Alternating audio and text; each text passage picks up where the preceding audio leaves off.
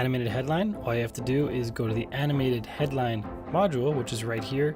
It is in the Pro Elements section, meaning you only have it if you're a Pro member or if you have the Pro version of the plugin. It's pretty inexpensive. There's an affiliate link, like I said earlier, down below if you want to click on that. Helps keep the lights on. Doesn't make it more expensive for you. You get this awesome plugin with all these cool features.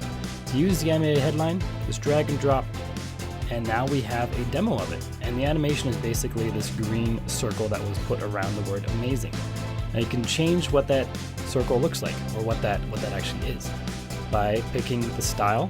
You can choose highlighted, which is this, or rotating, which changes words. So there we had better a moment ago, now we have bigger. Now we're gonna change it to faster.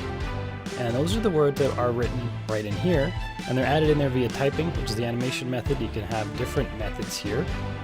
Swirl, for example, it'll swirl in. That's the swirl effect. And all you have to do to change the text on the page is, this is the before text, meaning before the animation. So whatever you type here is going to come before these words that are switching. So I'm going to say, today my hair is awesome, terrible, and gone. And there we have our animation updated. And then we can also have text after. If you don't enter anything here, it's just going to be blank, there won't be anything after, but you can add more text after it if you want to. So I could add in, so there, I guess, maybe. Anyway, that's what you do to get words after the animation. As you can see, if you have an animation where the words are not all the way across, there's a big space. So you may not want that, in which case you may want to stick to the highlighting method, which always keeps everything in the same spot, same amount of spacing, so you can add text before and after, not worry about spacing issues. And you can change the shape of this highlight. Circle is the default. You can do a curly underline, regular underline, I guess it's curved or something, double underline, or double top and bottom line, double underline, underline zigzag, that's a nice one, diagonal, right through it, strike through, and an X through. And I'm going to say, just change the text before to, today is a sunny day. And I'm going to change this to underline zigzag, just to highlight that it's a sunny day. And that's how we do animated headlines. And of course you have the regular alignment options, like left, right, center. You can change it to different heading tags, span tags, divs. We have the styling options. We can change the color of the text. So if we change this to, oh sorry, that's the color of the underline, my bad. The color of the underline you can change here to whatever you think calls the most attention to it. You can change the width of the underline. What's the thickness of the actual pen that's writing, I guess you could say the pen. So I'm very skinny to obnoxiously thick. So you can pick the right size, that makes it perfect. You can bring it around the font. So as you can see that the Y, hang on a second, the Y is behind the underline, but no, the Y is above the underline, which actually makes it less realistic, because if this was an actual page, you'd want we want the Y behind the underline, because it's like you're drawing the underline over the word.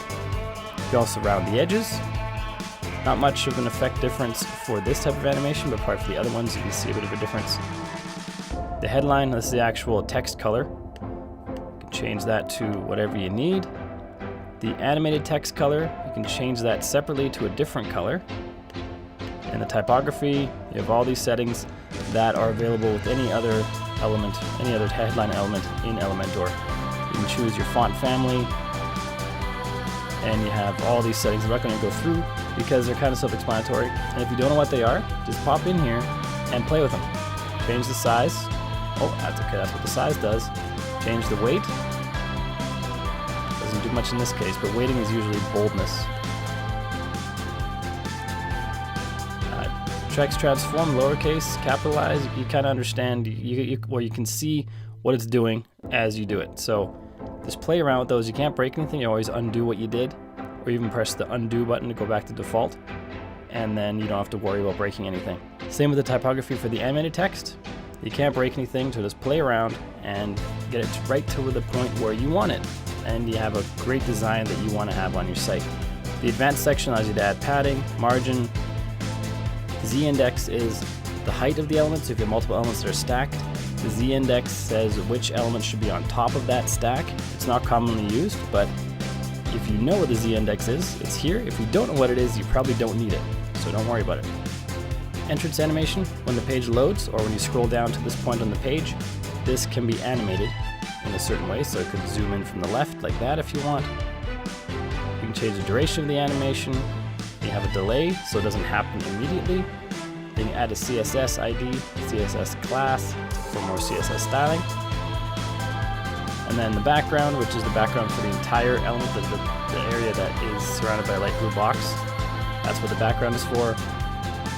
You can add borders. You can change responsiveness settings, as in show it or not show it on different types of devices. And add custom CSS. And the custom CSS, of course, is also a pro feature, but if you're using the animated headline, you have pro anyway.